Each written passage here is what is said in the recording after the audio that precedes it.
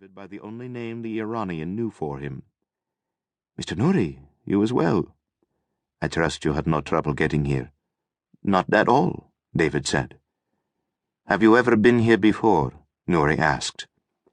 It seemed like an odd question, given the moment. "Actually, I'm ashamed to say I have not. Someday I will have to give you a tour." "I would like that very much." Nouri looked at the box in David's hands. "Is that the package we were expecting?" "It is," David said. "But we have a problem." "What is that?"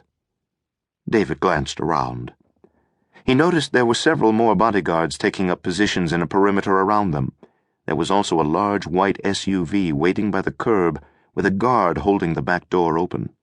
Ahead of it was another SUV, presumably serving as the lead security car. Behind it was a third, completing the package. "Most of the phones are damaged and unusable," David explained, handing the mangled box to the Mahdi's aide.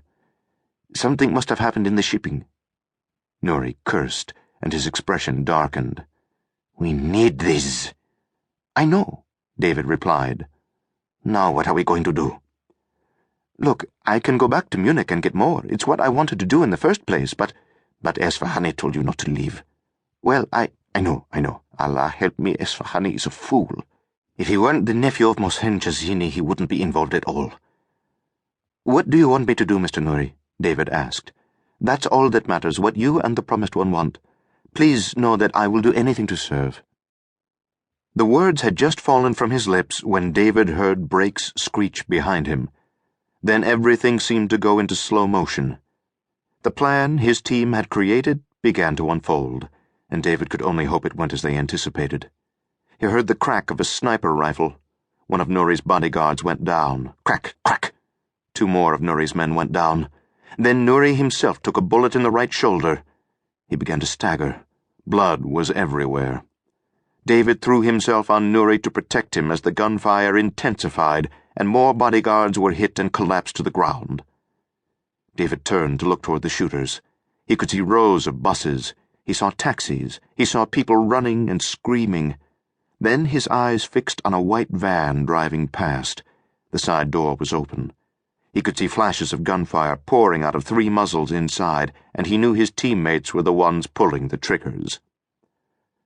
An Iranian police officer, a guard assigned to the mosque, pulled out his revolver and began returning fire. 2 of Nouri's plainclothes agents on the periphery raised submachine guns and fired at the van as it sped away, weaving in and out of traffic and disappearing around the bend. Now it was time for Phase 2, designed to slow down anyone from chasing after his men.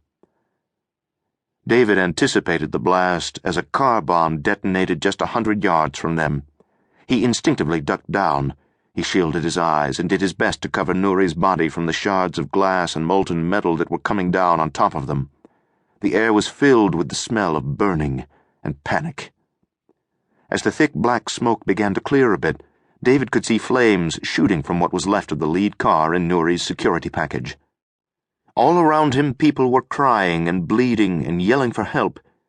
David now turned to Nouri. He could see the open wound in the man's upper arm, but after a fast check he didn't find any other bullet holes. He pulled out a handkerchief and applied pressure. Then he pulled off his belt and created a tourniquet to staunch the bleeding. "Javad, look at me," David said gently. "It's going to be okay. Just keep your eyes on me. I'm going to pray for you." Nouri flickered to life for a moment and mouthed the words, "Thank you." Then his eyes closed again, and David called out for someone to help them. Suddenly 4 fighter jets roared over the mosque. They were flying incredibly fast and low, and the sound was deafening. But these were not aging Iranian F-4 Phantoms bought by the Shah from the U.S. before the revolution. Nor were they Russian-built MiG-29s or any other jet in the Iranian arsenal. These were gleaming new F-16s, loaded with munitions and extra fuel tanks. David knew full well President Jackson hadn't sent them. These weren't American fighters, which could only mean one thing. The Israelis were here. Prime Minister Naftali had really done it. He had ordered a massive preemptive strike. The war everyone in the region had feared had begun.